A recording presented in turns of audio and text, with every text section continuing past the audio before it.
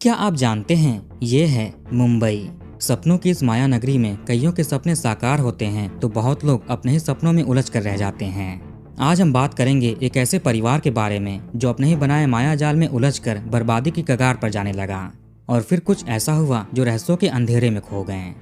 एक स्वप्न देखते हैं, उसको पूरा करके जीने लगते हैं। फेम, पैसा, इज्जत सब आता है। फिर वो आत्मा आती है, अपने साथ काला जादू, भूत प्रेत और अंधविश्वास लिए। अब ये कोई मानसिक भ्रम था या अविश्वसनीय सत्य, ये तो खुद बॉलीवुड की फैशन डिजाइनर और इनके मॉडल बेटे तक को पता नहीं चल पाया। जब ये केस दुनिया के सामने आता है तो हर कोई हैरान था। नमस्कार दोस्तों, तो क्या हाल चाल है आपके। आज हम बात करने वाले हैं सुनीता सिंह लाठर केस के बारे में। इस कहानी की शुरुआत होती है महाराष्ट्र की राजधानी और जाने माने शहरों में से एक मुंबई से। यही अंधेरी वेस्ट सबर्ब के पास एक इलाका पड़ता है, लोखंडवाला। यहीं पर एक रेजिडेंशियल हाउसिंग सोसाइटी है, cross gate cooperative housing society. इसी के ए विंग की तीसरी मंजिल पर फ्लैट नंबर 301 में एक छोटा सा परिवार रहा करता था। इसमें थी 49 साल की सुनीता सिंह लाठर और उनका 23 साल का नौजवान बेटा लक्ष्य सिंह लाठर। ये बात है 2018 के समय की। सुनीता एक जानी मानी फैशन डिजाइनर, मॉडल और टैटू आर्टिस्ट थी। बॉलीवुड में इनका नाम था। ये कई बड़े बड़े सेलिब्रिटीज के साथ काम कर चुकी थी, कभी उनके कपड़े डिजाइन करने के क्षेत्र में तो कभी मॉडलिंग में। माँ को ही देखकर इनके बेटे का भी सपना अब मॉडल बनने का होता है। माँ के पास ऑलरेडी बड़े बड़े एजेंसीज के कॉन्टेक्ट्स थे, कनेक्शंस थे। ऐसे बेटा लक्ष्य भी मॉडलिंग के क्षेत्र में उतरता है। इसने भी अपनी मेहनत के बलबूते नाम और फेम कमाना शुरू कर दिया। माँ और बेटा दोनों बॉलीवुड और फैशन इंडस्ट्री में काफी अच्छा कर रहे थे। सुनीता के जो पति थे कुलदीप, वो इनके साथ नहीं रहते थे। दोनों का काफी समय पहले डाइवोर्स हो गया था। बाद में उनका स्वर्गवास भी हो गया। वैसे पति के देहांत में भी एक अजीब रहस्य छिपा हुआ है जो आपको आगे पता चलेगा। पहले माँ बेटे के बारे में थोड़ा बात कर लें। बेटे लक्ष्य की एक गर्लफ्रेंड भी थी, हालांकि खुद को फियांसे बताती, 22 साल की ऐश्वर्या बनर्जी। ये भी सुनीता और लक्ष्य के साथ उनके ही घर में रहती थी। माँ ने इस लड़की को अपनी बहू के रूप में स्वीकार कर लिया था, जिसके बाद वो इन्हीं के साथ रहने लगी। तो घर में टोटल 3 लोग थे, माँ सुनीता, बेटा लक्ष्य और बेटे की गर्लफ्रेंड या मंगेतर ऐश्वर्या। इन लोगों ने घर में एक पेट डॉग भी पाल रखा था। वैसे इनका ये फ्लैट किराए का था, खुद का नहीं था। सुनीता ही किराया भरती थी। जब से लक्ष्य के पिताजी का स्वर्गवास हुआ तब से ही माँ थोड़ा अजीब तरह से व्यवहार करने लगी। कभी वो बिना मतलब के बड़बड़ाती थी, यानी बात करती, जबकि उनके सामने कोई नहीं होता। कभी अचानक गुस्से में आ जाती थी तो कभी चंद सेकंड में प्यार से पेश आने लगती। ये खुद को नुकसान पहुंचाने की भी कोशिश करती। लक्ष्य ने इनसे पूछा कि आपको क्या हो जाता है। इस पर माँ ने बताया कि तुम्हारे पिताजी इनको दिखाई देते हैं, शायद उनकी आत्मा हो, उनसे ही ये बात करती हैं। वो शरीर में भी प्रवेश कर जाते हैं, जिससे बहुत तकलीफ होती है, परेशानी होती है, जिसके बाद इनका शरीर खुद के कंट्रोल में नहीं होता। पता नहीं वो किस बात का बदला निकाल रहे हैं, शायद उनसे डाइवोर्स लेकर उनके बच्चों को दूर कर दिया, इसीलिए। एक और चीज था कि लक्ष्य ने अपने पिताजी का अंतिम संस्कार कभी नहीं किया। इसे तो पता भी नहीं था कि कब वो इस दुनिया से चले गए। अचानक 3 साल पहले माँ ने इस दुखद घटना की खबर दी थी। आखिरी बार उन्हें देखा तक नहीं। कब, कहाँ, किस हालत में वो दुनिया से गए, किसने सारा क्रियाक्रम किया, ये सब भी नहीं पता। अब समय आता है अक्टूबर 2018 का। इन दिनों पितृपक्ष का समय चल रहा था। इसमें पूर्वजों की आत्मा की शांति के लिए पूजा पाठ किया जाता है, उन्हें याद करते हैं। तो इसी दौरान 4 अक्टूबर की तारीख आई। दिन था बृहस्पतिवार, यानी थर्सडे। सुबह के लगभग 7 से 7:30 बजे के आसपास का समय हो रहा होगा। क्रॉस गेट बिल्डिंग के कुछ कदम की दूरी पर ही हनुमान जी का मंदिर है, जहाँ पर सुबह की आरती चल रही थी। इसी दौरान लक्ष्य सिंह लाठर नींद से उठकर परेशान हालत में मंदिर आता है। जब आरती समाप्त हो गई तो ये एक पंडित जी से मिलता है। उनका नाम था भोला पांडे, जो थोड़े बुजुर्ग थे और मंदिर में ही रहकर देख रेख किया करते थे। लक्ष्य ने पंडित जी से बोला कि इसकी माँ की तबीयत ठीक नहीं है, उनके अंदर पिताजी का साया आ चुका है और वो अजीब अजीब हरकत कर रही हैं। अगर घर चलकर पिताजी का पिंड दान कर दिया जाए तो शायद उनकी आत्मा को मुक्ति मिल जाएगी और फिर वो माँ के शरीर में आकर परेशान नहीं करेंगे। ये सुनकर पंडित जी को थोड़ा अजीब लगा कि क्या बोल रहा है। इन्हें कुछ भी समझ नहीं आ रहा था। इन्होंने बेटे से पूछा कि माँ कहाँ पर हैं। लक्ष्य ने बताया कि वो बाथरूम में बंद हैं। कल रात से वो अजीब अजीब हरकतें कर रही हैं, तो इसने उन्हें बाथरूम में बंद कर दिया था। सुबह में जब ये उठा तो देखा कि माँ अपने कमरे में नहीं है। इसने इधर उधर ढूंढने की कोशिश की, लेकिन वो कहीं नहीं मिली। फिर बाथरूम में देखा, माँ अभी भी वहीं पर पड़ी हुई थी। आखिर इतनी देर तक वो वहां पर क्या कर रही हैं? आप चलकर पिताजी का पिंड दान करिए ताकि उनकी आत्मा को मुक्ति मिल जाए। पंडित जी ने कहा ठीक है। 10 मिनटों तक इनमें बातचीत हुई होगी। इसके बाद लक्ष्य इन्हें साथ लेकर चल पड़ता है। इस समय लक्ष्य की जो गर्लफ्रेंड थी वो कमरे में सो रही थी। ये दोनों फ्लैट में आते हैं। पंडित जी ने कहा माँ को लेकर आइए। इसके बाद लक्ष्य बाथरूम में जाता है और उन्हें पैरों से पकड़कर खींचते हुए बाहर ला रहा था क्योंकि वो बेहोश थीं। पंडित जी ने जब ये दृश्य देखा तो उनकी हालत खराब हो जाती है क्योंकि वो रक्त में भीगी हुई पड़ी थीं। इनके सर के पिछले हिस्से से रक्त प्रवाहित हो रहा था। पंडित जी ने लक्ष्य से कहा कि ये क्या कर रहे हो, उन्हें बिस्तर पर लेटाकर एम्बुलेंस बुलाओ और हॉस्पिटल लेकर जाओ, इनकी तबीयत ठीक नहीं है। पंडित जी ने यह भी देखा कि सुनीता की सांसें चल रही थीं, यानी वो केवल बेहोश थीं। ऐसी दशा को देखकर पंडित जी पहले ही काफी डर गए थे। आगे बोला कि पहले हॉस्पिटल लेकर जाओ, पूजा पाठ बाद में होगी, पहले इनका इलाज कराओ। फिर ये वहां से डरे सहमे निकल जाते हैं। लक्ष्य भी घर से बाहर निकलता है और एम्बुलेंस बुलाने में मदद के लिए एक ज्वेलर के पास गया जिनकी कुछ ही दूरी पर दुकान थी और वो फैमिली फ्रेंड थे। उन्होंने भी कहा कि एम्बुलेंस बुलाओ और पुलिस को भी सूचित कर दो। लक्ष्य ने कहा ठीक है, ये कुछ करता है। इसके बाद ये यहाँ से चला गया। पहले तो इसने एक प्राइवेट एम्बुलेंस को कॉल करके बुलाया, उसके बाद अपने कुछ रिलेटिव्स को कॉल करता है, उनको सूचना देता है जो दिल्ली, पानीपत, चंडीगढ़ में रहते थे। 9 बजे के आसपास एम्बुलेंस बिल्डिंग में आती है। लक्ष्य अपनी माताजी को लेने के लिए फ्लैट में गया। वहां पर एम्बुलेंस वाला इनकी हालत को देखकर कहता है कि अब ये इस दुनिया में नहीं है, इन्हें हॉस्पिटल नहीं ले जा सकता, पहले पुलिस को बुलाओ, उनकी मौजूदगी में ही ले जाएगा क्योंकि ये पुलिस केस है। माँ के बारे में ऐसी बातें सुनकर बेटे को बहुत बुरा लगता है। इसकी गर्लफ्रेंड भी अब तक जग चुकी थी। फिर ये दोनों घर लॉक करके वापस मंदिर चले जाते हैं। इन्होंने नारियल अर्पित किया और वहीं पर बैठ गए। ये अपना फोन भी स्विच ऑफ कर देते हैं। सुबह में जब पंडित जी डरे सहमे फ्लैट से निकलकर जा रहे थे तो बिल्डिंग के कुछ लोगों ने इन्हें देखा और पूछा कि ऐसी क्या बात हो गई। क्योंकि ये लोग भी मंदिर आते जाते रहते थे तो पंडित जी से जान पहचान थी। ये लोगों को सारी चीजें बताते हैं कि ऐसे ऐसे एक महिला उस फ्लैट में पड़ी हुई है, उनका बेटा इनके पास आकर ऐसी ऐसी बात कर रहा था कि आत्मा है पिता की। ये सुनकर बिल्डिंग के लोग भी थोड़े हैरान होते हैं। ये मामला तब गंभीर लगने लगा जब बिल्डिंग में एम्बुलेंस आई और उसने हॉस्पिटल ले जाने से मना कर दिया। इधर लोग धीरे धीरे इकट्ठा हो रहे थे। सुनीता सिंह के फ्लैट का दरवाजा लॉक था। घर पर ना तो उनका बेटा था और न ही उनकी होने वाली बहू। इधर लक्ष्य और ऐश्वर्या तो मंदिर में बैठकर प्रार्थना कर रहे थे, शायद माँ के साथ जो कुछ भी हुआ उसके लिए माफी मांग रहे हों। इनकी वजह से देर हो गई और हॉस्पिटल समय पर नहीं पहुंचा सके। कई घंटों तक यहाँ पर बैठे रहने के बाद लक्ष्य अपना फोन ऑन करता है और दोस्तों से बात की, उनसे राय लेता है कि क्या करना चाहिए। उन्होंने भी कहा कि पुलिस को बुलाओ, कोई जान पहचान का है तो उससे बात करो। लक्ष्य ने अपनी एक मैटरनल आंटी को कॉल किया जो चंडीगढ़ में थी। वो लोग ऑलरेडी मुंबई के लिए रवाना हो चुके थे। उधर बिल्डिंग में लोग इकट्ठा हो रहे थे, बात फैल रही थी। एक टेलर के जरिए फिर से उस फैमिली फ्रेंड ज्वेलर के पास बात पहुंची कि ऐसी ऐसी घटना हो गई है। फ्लैट के अंदर सुनीता सिंह पड़ी हुई है, बच्चे गायब हैं, दरवाजा बाहर से बंद है, लॉक है। इसके बाद ये ज्वेलर टेलीफोन बूथ से पुलिस को सूचना देते हैं। ये इलाका ओशिवारा थाना क्षेत्र के अंतर्गत में आता था। पुलिस के पास सूचना गई थी दोपहर के लगभग 1:30 बजे के आसपास। यहाँ से पुलिस स्टेशन केवल 1 किलोमीटर दूर था, आने जाने में केवल 10 मिनट लगते हैं। वहां से एसएचओ दल बल को लेकर 2 बजे तक बिल्डिंग में पहुंच जाते हैं। दरवाजा तो लॉक था। आस पड़ोस के लोग पुलिस को बताते हैं कि घर में 3 लोग रहते थे। कल रात में इनका पेट डॉग बहुत ज्यादा भूख भी रहा था। पुलिस ने पूछा कि बाकी दोनों मेंबर्स कहाँ पर हैं।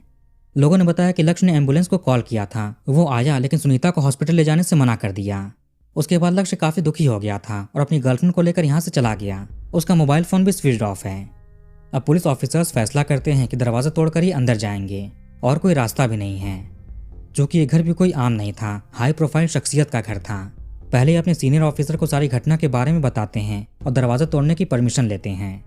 इसी बीच अचानक लक्ष्य अपनी गर्लफ्रेंड के साथ वापस बिल्डिंग में आ जाता है। ये बहुत दुखी दिख रहा था। पुलिस ने कहा कि दरवाजा खोलो। इसके बाद बेटा पहले दरवाजे के पास गया और कई बार डोरबेल बजाया, पर ये ऐसी अजीब हरकत क्यों कर रहा है। फिर ये जेब से चाबी निकालकर डोर को अनलॉक करता है। अब सभी लोग अंदर जाते हैं। जब ये लिविंग रूम में पहुंचे तो वहां की दशा को देखकर इनके पैरों तले जमीन खिसक गई। वहीं सुनीता सिंह पड़ी हुई थी। इन्होंने टी शर्ट और शॉर्ट्स पहन रखे थे। बाथरूम से लेकर यहाँ तक रक्त बिखरे हुए थे।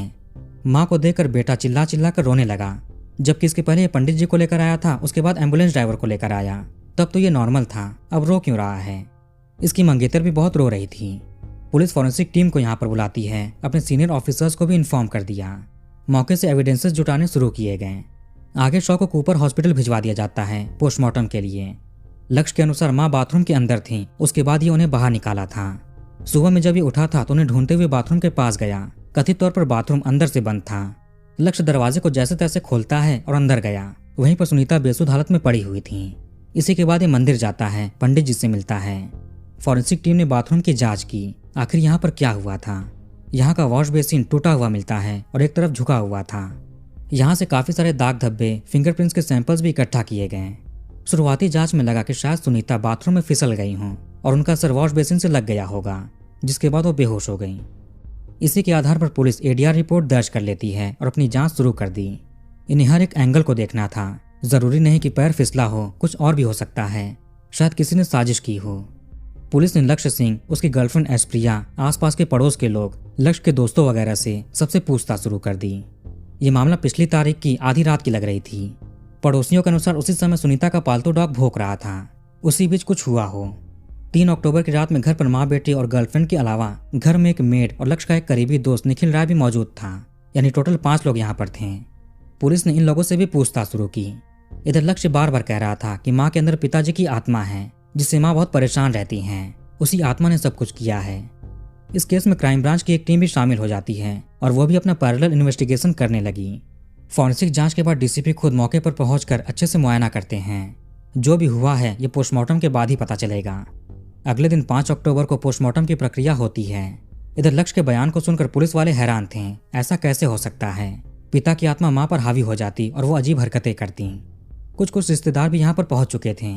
पुलिस ने उनसे फैमिली के बारे में पूछा, मानसिक स्थिति के बारे में पूछा। वैसे पोस्टमार्टम रिपोर्ट आने में थोड़ा समय लगता है, लेकिन डॉक्टर्स प्रक्रिया के दौरान ही कुछ पॉइंट्स बता देते हैं पुलिस को, ताकि कम से कम जांच तो शुरू हो जाए। यहाँ 5 अक्टूबर को पोस्टमार्टम के बाद डॉक्टर ने बताया कि सुनीता के शरीर पर कई मारपीट के निशान पाए गए हैं, कई गहरे चोटों के निशान हैं। सर के पीछे भी पाया गया था, जो कि मेन था, जो शायद उसी वॉश बेसिन से लगा होगा। कुल मिलाकर ये घटना नॉर्मल नहीं लग रही थी, बल्कि किसी ने कुछ किया है, क्योंकि शरीर पर मारपीट के निशान पाए गए हैं। पुलिस के सामने पहले ही एक सस्पेक्ट आ चुका था, जो था लक्ष्य, क्योंकि कुछ पड़ोसियों के अनुसार आए दिन माँ बेटे में झगड़े भी होते रहते थे। उनकी आवाजें पड़ोस तक आती थीं। 5 अक्टूबर की शाम तक पुलिस लक्ष्य को हिरासत में लेती है और सख्ती से बात किया। ये बार बार एक ही बात दोहराता कि माँ के अंदर पिताजी का साया आ गया था, जिसके बाद वो अपना आपा खो बैठी थी। फिर इसने गुस्से में बाथरूम में बंद कर दिया। 5 अक्टूबर को सुनीता का मुंबई में अंतिम संस्कार होता है।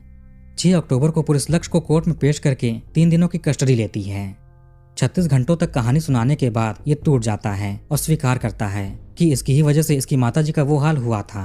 अब एडीआर रिपोर्ट को चेंज करके लक्ष्य के खिलाफ आईपीसी की धारा 3042 के तहत मामला दर्ज किया गया, यानी गैर इरादतन का मामला। पुलिस ने इसकी गर्लफ्रेंड को अरेस्ट नहीं किया, बल्कि सरकारी गवाह बनाया, क्योंकि उसने अपनी आंखों से सब कुछ होते हुए देखा था। आखिर 3 अक्टूबर की देर रात में इस फ्लैट में हुआ क्या था, इससे पहले आपको बताते हैं 8 अक्टूबर की एक घटना। एक शख्स जिनका नाम था कुलदीप सिंह लाथर, वो ओशिवारा पुलिस स्टेशन पहुंचे। इन्होंने अपना नाम पता बताया और कहा कि लक्ष्य से मिलना चाहते हैं। पुलिस ने सोचा कि शायद ये कोई रिश्तेदार वगैरह होंगे, लेकिन ये उसके क्या लगते हैं। कुलदीप ने कहा कि ये उसके पिता हैं। ऐसा सुनते ही पुलिस वाले हैरान रह गए। बेटा, उसकी गर्लफ्रेंड और बाकी दोस्तों के अनुसार 3 साल पहले ही लक्ष्य के पिताजी इस दुनिया से चले गए थे। आज अचानक जीवित कैसे हो गए?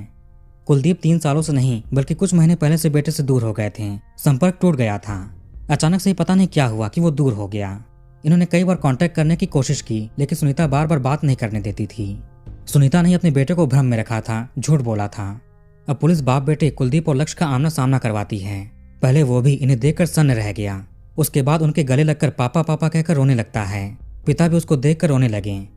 पुलिस ने लक्ष्य से पूछा कि ये कौन है। वो बिना देरी किए बताता है कि पिताजी हैं। लेकिन तुम तो कह रहे थे कि पिताजी इस दुनिया में नहीं है और उनकी आत्मा माताजी को परेशान करती है। इस बार लक्ष्य कहता है कि कोई आत्मा परेशान करती है। अब वो किसकी है इसे नहीं पता। पुलिस ने कुलदीप से कहा कि अपने बेटे से पूछिए कि उसने क्या किया अपनी माँ के साथ, आखिर उस रात क्या हुआ था, वो सब कुछ कैसे हुआ। सुनीता सिंह लाठर मूल रूप से हरियाणा के पानीपत के असंध रोड स्थित अग्रसेन कॉलोनी की रहने वाली थीं। इनके पिता रोहतास ढांडा पानीपत के जाने माने कारोबारी थे। सुनीता के एक बड़े भाई और बड़ी बहन भी हैं। यह पढ़ाई लिखाई में बचपन से ही काफी होशियार थी, तेज तर्रार और महत्वाकांक्षी लड़की थी। इनका बचपन से ही सपना था फैशन डिजाइनर बनना। जब घर में अखबारों के साथ मैगजीन्स आते हैं, उसमें मॉडल्स के कपड़े ये देखकर खुद भी उसी तरह के कपड़े डिजाइन करने का सपना देखती थीं कि एक दिन इनके भी डिजाइन किए हुए कपड़े ऐसे ही मॉडल्स पहनेंगी। इन्होंने आगे चलकर फैशन डिजाइनिंग का कोर्स करके डिप्लोमा भी लिया, लेकिन फिर इनकी शादी हो जाती है करनाल के रहने वाले कुलदीप सिंह लाठर से। वो भी एक प्रतिष्ठित परिवार से आते थे। शादी के बाद 3 सालों में इनके 2 बच्चे हुए, बेटा लक्ष्य और बेटी आस्था। सुनीता अब गृहस्थ जीवन में अपने सपने भूल रही थी, लेकिन कुलदीप की वजह से ऐसा नहीं होता है। ये शराब के आदी थे। रोज नशे में घर पर आकर पत्नी से झगड़ा करते हैं। पत्नी इनका शराब छुड़ाने की काफी कोशिश करती है, लेकिन कामयाब नहीं हो पाई। फिर इन्होंने पति को ही छोड़ने का फैसला कर लिया। ये अपने बच्चों को लेकर ससुराल से मायके चली गईं। घर पर इन्होंने अपने भाई को सपने के बारे में बताया। वो इन्हें सपोर्ट करते हैं। इसी के बाद साल 2000 में सुनीता सपनों की उड़ान भरने के लिए मुंबई चली आई और फैशन डिजाइनिंग में अपना पैर जमाने की कोशिश करने लगी। शुरू में तो बहुत कम काम मिलते थे, जाहिर सी बात है कि कोई जानता नहीं था, इनके काम को नहीं पहचानता था। ये स्ट्रगल कर रही थी, लेकिन धीरे धीरे इनकी काबिलियत के बलबूते काम मिलने लगा। जब लगा कि इनका काम सेट हो चुका है, स्टेबल हो चुका है, तो इन्होंने अपने दोनों बच्चों को मुंबई बुला लिया। उन्हें अच्छी शिक्षा दिलाने के लिए बोर्डिंग स्कूल में भेज देती हैं। धीरे धीरे सुनीता उभर रही थी, जाने माने फैशन डिजाइनर्स के बीच जगह बना रही थी। अब तो बड़े बड़े सेलिब्रिटी भी इनके डिजाइन के कपड़े पहनना चाहते थे। ये भी दिखने में काफ़ी अच्छी थी। कई लोगों ने कहा कि आप मॉडलिंग भी ट्राई करो। अब ये जिम जाती हैं, खुद को फिट करती हैं। इन्हें देखकर ऐसा नहीं लगता था कि 2 बच्चों की माँ भी हैं। ये मॉडलिंग के फील्ड में भी नाम कमाने लगी। इन्हें अब नाम, शोहरत, पैसा, इज्जत सब कुछ भरपूर मात्रा में मिलने लगा। मगर शायद ये ज़रूरत से ज़्यादा था।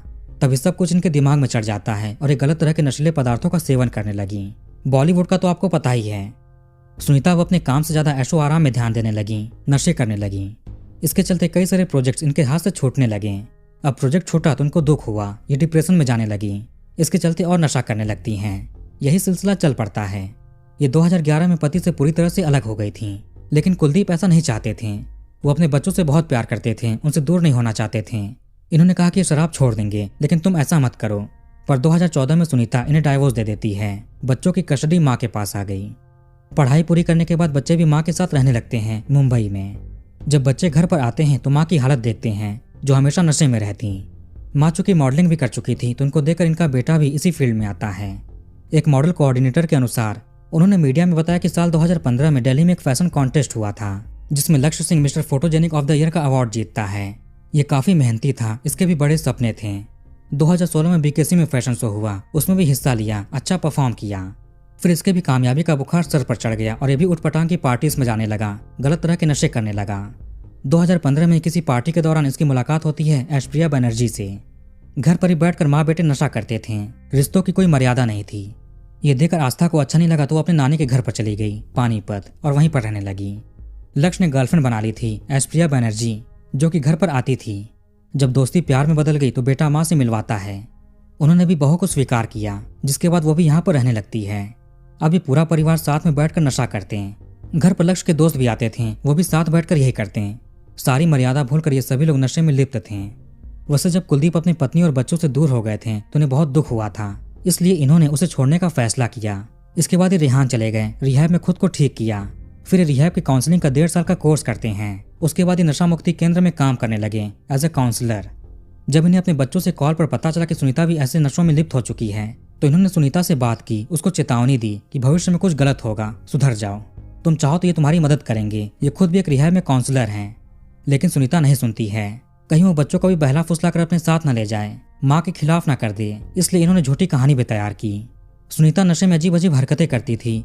वो भी छिपाने के लिए अपने बेटे से कहा कि तुम्हारे पिताजी अब इस दुनिया में नहीं हैं। उनकी आत्मा इनके पास आती है, इनसे बात करती है, इसीलिए ये ऐसी हरकत कर रही हैं। चूंकि लक्ष्य भी इसी नशे में चूर रहता था, इसलिए वो भी मान लेता है। उसका अपने पिताजी से कांटेक्ट छूट गया। एक और चीज कि ऐसे अंधविश्वास, भूत प्रेत, आत्माएं, ये सब कुछ कुलदीप और इनका परिवार पहले नहीं मानता था। इन्होंने मीडिया के सामने आरोप लगाया कि इनके बेटे के जो मंगेतर है, हालांकि एंगेजमेंट नहीं हुआ है, फिर भी खुद को मंगेतर कहती। वो काला जादू और अंधविश्वास में ज्यादा थी। उसी के आने के बाद इनकी पत्नी और बेटा उन्हीं चीजों में पड़ गए थे। एक बार बेटा अपने फियांसे को लेकर पिताजी से मिलने के लिए उनके घर पर गया। वहां पर ऐश्वर्या कहती है कि अंकल, इस घर में आत्माएं हैं। सुनीता को भी अपने फ्लैट में ऐसा ही कुछ लगने लगा, तभी ये गलत नशों में पड़ गई। इसके काम बंद हो गए। इन्हें मॉडलिंग का आखिरी असाइनमेंट 2016 में मिला था। उसके बाद काम मिलने बंद हो गए। बेटे लक्ष्य के अनुसार माँ तांत्रिक वगैरह के चक्कर में पड़ गई थी। कहीं घर में कोई बुरी आत्मा का साया है। एक तो माँ बेटा और होने वाली बहू ऐसे नशे करते थे, ऊपर से अंधविश्वास था। अगर ऐसा कॉम्बिनेशन है तो उनके मानसिक स्थिति का क्या हाल होगा। 3 अक्टूबर की रात में भी हमेशा की तरह पूरा परिवार और लक्ष्य का एक दोस्त साथ में बैठकर नशे कर रहे थे। इसी में सुनीता वापस से अजीब हरकतें करने लगती है। वैसे इस परिवार में लोगों को काम मिलने बंद हो गए थे। ऊपर से सुनीता ने अपना खुद का घर भी बेच दिया था और किराए के फ्लैट में आ गई थी। पैसों की तंगी थी, कई लोगों से उधार ले रखे थे। इन सभी चीजों को लेकर माँ बेटे में आए दिन झगड़े भी होते थे। इसी तरह से 3 अक्टूबर की रात में भी झगड़ा हुआ। लक्ष्य का यह भी कहना था चूंकि ये सभी लोग नशे में थे तो कोई सूझबूझ नहीं थी। जो मन में आ रहा था वो कर रहे थे, कह रहे थे। माँ ने अजीब हरकतें करनी शुरू कर दी और बेटे से झगड़ा करने लगी। ऐश्वर्या ने बताया था कि जब भी कोई आत्मा ऐसे शरीर में आती है तो उसको भगाने वाले पिटाई करते हैं। लक्ष्य भी काफी नशे में था, इसको हेलुसिनेशंस होने लगे थे। सोचा कि सच में माँ के ऊपर साया आ चुका है, इसके बाद ये माँ की पिटाई करता है, फिर उन्हें बाथरूम में धक्का देकर बंद कर दिया।